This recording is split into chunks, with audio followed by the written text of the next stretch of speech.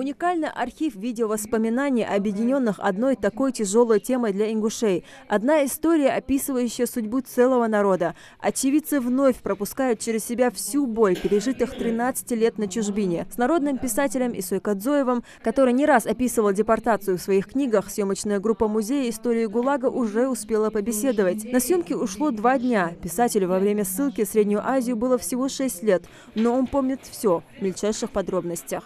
خليت عاد آخر 7 سنة تقايت جراد شيل يريوح ناخ تقايت جراد شيل يريوح ناخ تبوس تسجش تقونا خليلر تم خن تسوين ورز دا شيلش مخش كل سلين همخوش جواري تحوس متحوس لش ديلي مداغ دول لي غور الدش دود دش يا حاج مسنا ازديحون تمخو خنور تمترسوين. Практически весь январь сотрудники Музея истории ГУЛАГа и Фонда памяти будут записывать интервью с жителями Ингушетии, которые пережили депортацию. Для создания обширной базы видеовоспоминаний по регионам России и зарубежья музеем были разработаны методические рекомендации по самостоятельной видеосъемке. Все проходит в рамках проекта «Мой ГУЛАГ». Сейчас музей стремится расширить географию, поскольку репрессированных было много по всей стране.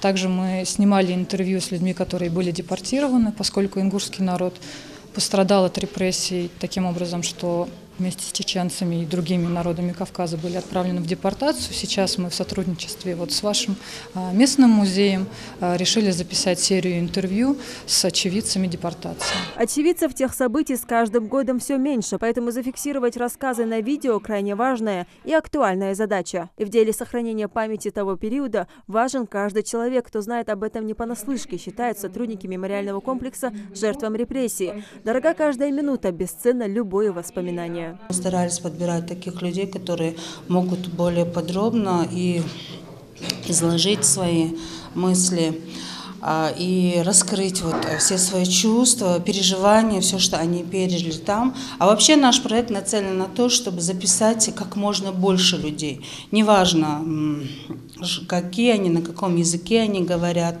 Главное, чтобы они все это сами видели, прожили, прочувствовали и могли рассказать. Мемориальный комплекс жертвам репрессий в Ингушетии также проводит работу по сбору воспоминаний и запустил проект «Я очевидец». В рамках его уже выпущен печатный сборник. Планируется создание киностудии для записи видеоинтервью с людьми, пережившими депортацию. Тем не менее, мы собираем пока материал. У нас видео, аудио и даже просто письменные интервью. И вообще мы призываем всех, кто может подключиться. Вы можете просто записать своих родственников, знакомых, соседей и подключиться к нашему проекту и прислать нам свои материалы. Сотрудники студии визуальной антропологии Музея истории ГУЛАГа уже записали более 100 интервью. В Ингушетии они уже успели побеседовать с 6 очевидцами. Планируется охватить около 15 свидетелей тех лет.